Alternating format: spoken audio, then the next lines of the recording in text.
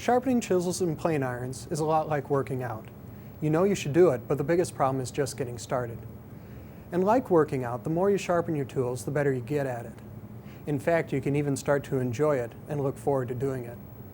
One of the big hurdles in getting started is all of the information and systems out there. We compared 4 methods and found that each has strengths and weaknesses.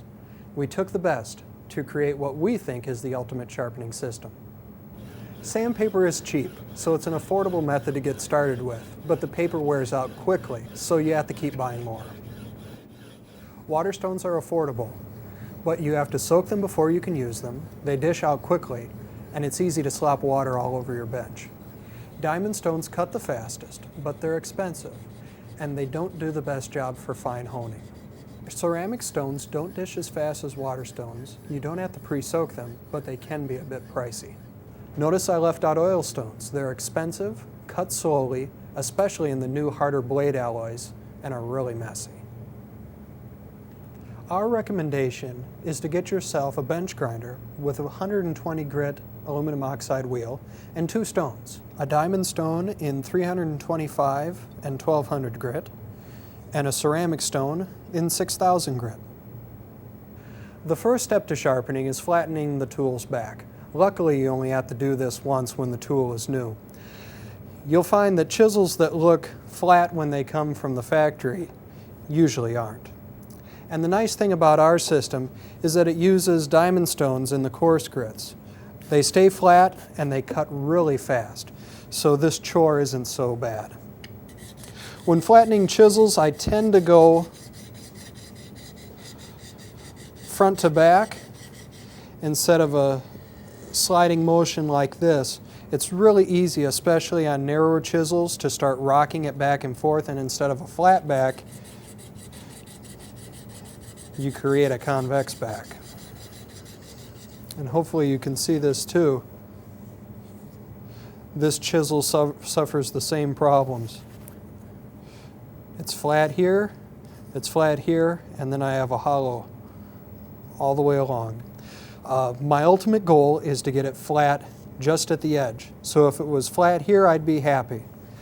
On this one, you can see the tip I have nice and flat, and then I have kind of a squiggly line running all the way to the heel. That's okay. As I keep sharpening this, eventually it'll flatten out. Now you could use a stone to shape the initial bevel, but we found that no stone cuts as fast as a grinder.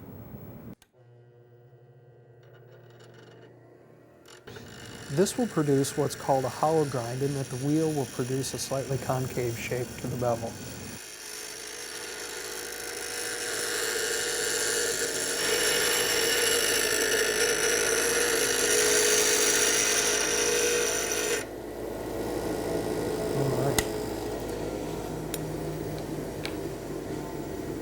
Now that I've quickly shaped the bevel at the grinder, I can concentrate on honing with stones.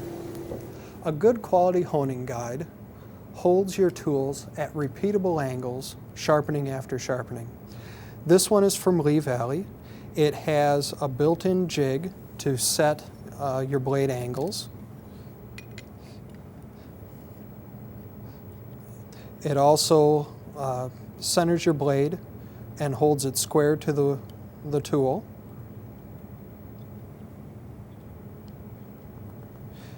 And as a clamp as a way to hold your blade still. To get started, I'll start with the 325 grit diamond stone, a few spritzes of water, and this cuts really fast.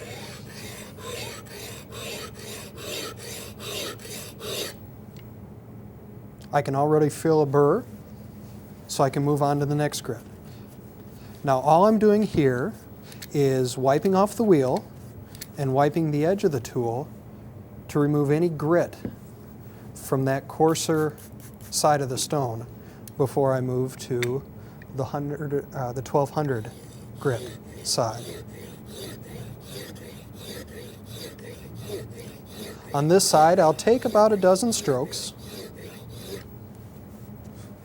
wipe it off,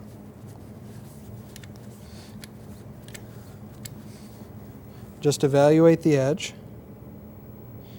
And now I'm ready to move on to the 6,000 grit ceramic stone. You can see on this I'm creating a micro bevel in that I ground the shape of the bevel to 25 degrees, and now I'm honing at 30. This jig is nice in that it has a little adjustment, so I can raise the wheel up by half a degree on my final stone. And what that does is it lets me sharpen just the edge. Now I'm done. Once you get used to this system and your stones, you'll find that the diamond stones cut so fast that sometimes using the 325 grit is overkill. If I'm coming right off my grinder, or if I'm at one of my first sharpenings, usually I can just start with the 1200 grit. So in effect, unless I have a chipped edge or a really blunted edge, or the micro bevel is starting to get really wide, I can just use 2 grits instead of 1 grit, or 2 grits instead of 3 grits.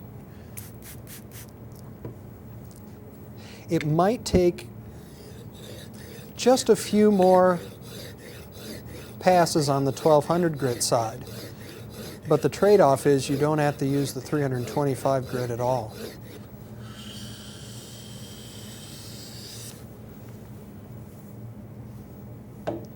With sharp tools, you'll find you have better control and better results.